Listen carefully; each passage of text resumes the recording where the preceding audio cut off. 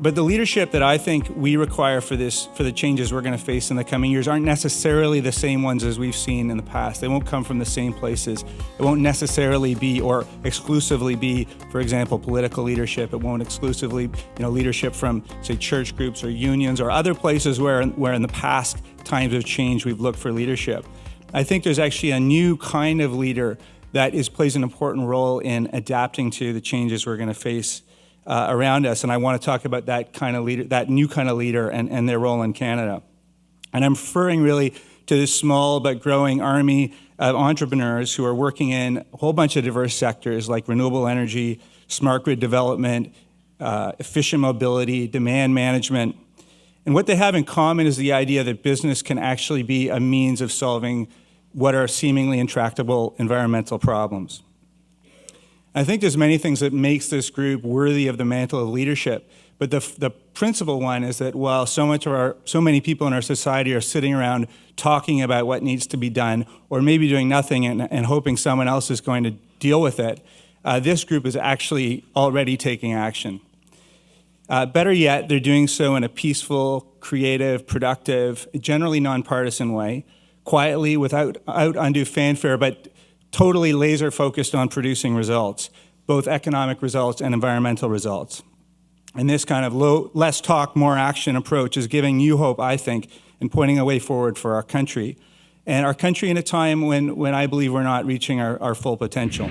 And to do that, I really think we have to embrace the Porter hypothesis. And I'm referring to the ideas that Michael Porter has advanced, that environmental regulation can actually create economic benefits. And Porter developed this theory around 1990 by examining what happened to firms when environmental regulation got imposed upon them. And what he found, contrary to conventional wisdom, was that in many cases, they became significantly more productive and more profitable after the environmental regulation had been imposed upon them. So he ascribed this to what he called the innovation effect, that effectively when limits are imposed upon a company, they respond by being more innovative. And this often leads not only to them dealing with their environmental problems, but to be more productive and more economically productive. And it sort of breaks the paradigm that we're used to thinking that all environmental regulation comes with an economic cost. And in this respect, once again, we can learn from the new entrepreneurs. Because above all, what they are is risk takers. And they have an appreciation of risk, not as something you do because it's reckless, but as a necessary and inevitable condition of achieving a vision. Canadians, of course, are risk averse by nature, and sometimes that's served us well. But there are also times when there's a risk in not acting. Becoming paralyzed in a time of change is a recipe for failure. But without a clear vision of the future, it's hard to muster the courage to set a new direction. When we have the vision, the risks become more manageable. The new entrepreneurs have taught us how important it is to have a vision of the future. And once you have that vision, how necessary to take calculated risks. Peru produced 4 soccer stadiums full of garbage per day, which is equivalent to 22,000 tons of waste. I'm a social entrepreneur, fellow from Ashoka, founder and president, Healthy City Group, Ciudad Saludable in Spanish,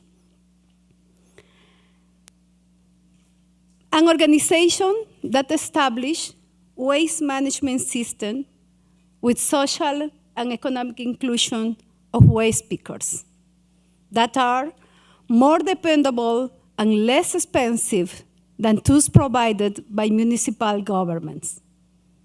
Today, I'm here to talk to you about our organization that works with the government, the private sectors, and civil society to deliver integrated solid waste management solutions, making an impact on over 6 million people and thousands of waste pickers.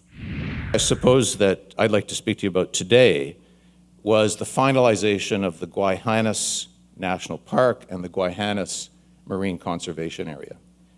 And once again, there's much credit to go around on this because this is probably the greatest ecological battle and ecological achievement of our country in our lifetimes. And so David Suzuki and I and a Haida leader by the name of Gujau set out to celebrate this and to celebrate the commissioning of the Guayhanas Marine Park, which happened on my watch.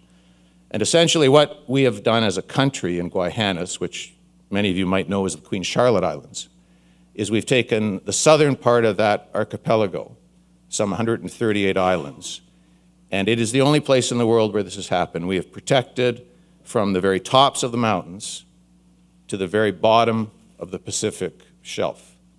The only place in the world where the entire ecosystem, both aquatic and terrestrial, has been preserved.